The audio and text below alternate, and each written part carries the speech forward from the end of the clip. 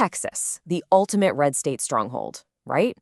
Well, for the first time in over 30 years, a Democrat is actually leading the polls for the U.S. Senate there.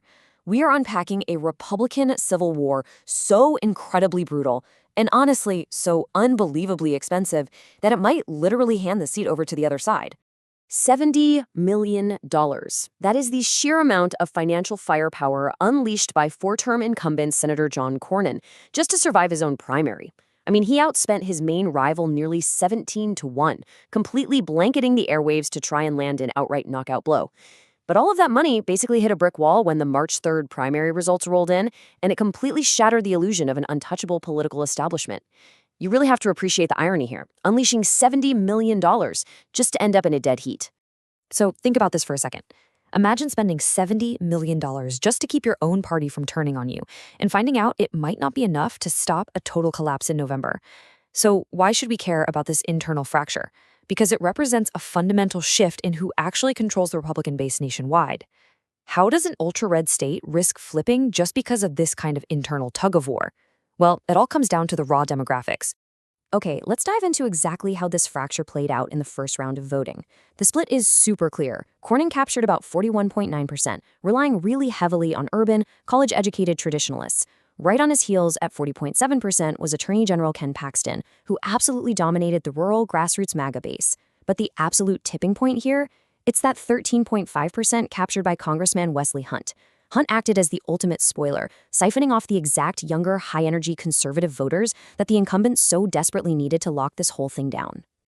Now that Hunt is out of the runoff, where do those highly coveted voters go?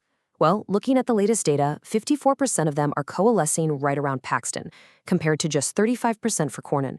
The insurgent wing is successfully consolidating its power.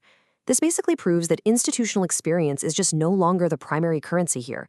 Instead, the race is now completely frozen in place, and everyone is waiting on a decree from the one man who usually dictates these exact outcomes. The day after the primary, Donald Trump took to Truth Social and demanded the runoff stop immediately. He promised a fast endorsement and vowed to ask the unendorsed candidate to step aside for the sake of party unity. But then, nothing.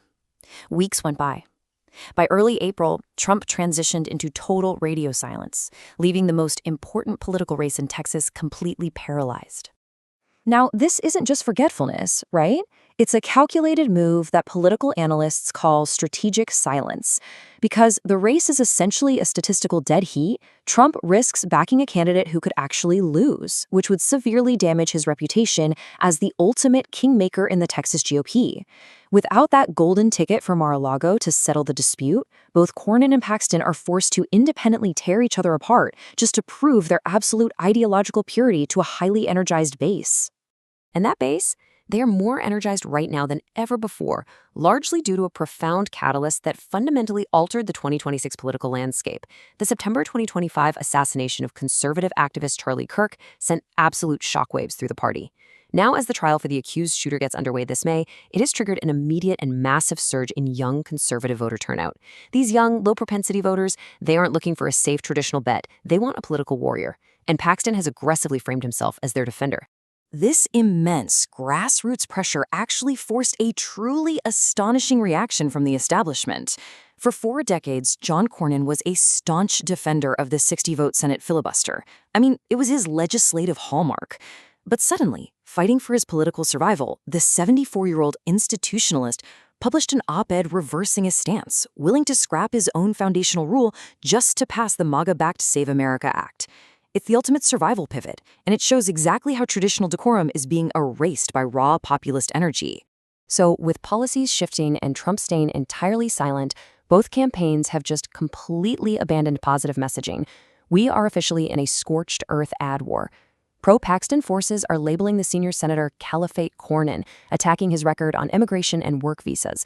In response, Cornyn's massive war chest is flooding the airwaves with ads calling Paxton incompetent, corrupt, and adulterous, plastering screens with mugshots and burner phone allegations. Because traditional ads have diminishing returns and a highly motivated runoff, both sides are simply pouring millions into disqualifying character attacks to suppress each other's turnout. So the crucial point is, where does this civil war actually leave things? Well, if these dynamics hold, Trump likely keeps his endorsement in his pocket all the way to the end to protect his kingmaker status. That means the race will be decided entirely by which campaign can drag their most fervent, low-propensity voters back to the polls on May 26th. But the true cost here is the aftermath. These scorched earth tactics are practically guaranteeing a massive Republican enthusiasm gap. All this vitriol is leaving both candidates with underwater favorability ratings, meaning whoever survives is going to hobble into the general election severely weakened. And this brilliantly illustrates the true cost of all that infighting. For the first time in over 30 years, public polling in Texas shows a Democrat leading a U.S. Senate race. Look at these margins. State Representative James Talarico is currently outpolling both John Cornyn and Ken Paxton by significant numbers. The GOP's internal $70 million bloodbath has created a historic vulnerability, essentially opening a door for a Democrat that simply shouldn't exist in the Lone Star State. This entire situation represents a tectonic shift in modern American politics. We are literally watching a live referendum on the identity of the Republican Party. The tension between institutional wealth and unyielding grassroots insurgency is pulling the state apart. As it turns out, in the new Texas GOP, $70 million can buy you a lot of ads, but it can't always buy you a soul. Which brings us to the ultimate question facing voters right now. If this race is determined by who can be the most combative, what does that actually mean for the job of governing? I really want to hear from you on this. Is political loyalty and ideological purity more important than being electable in a general election? Drop your thoughts in the comments below. Let's get the debate going, and I'll see you in our next explainer.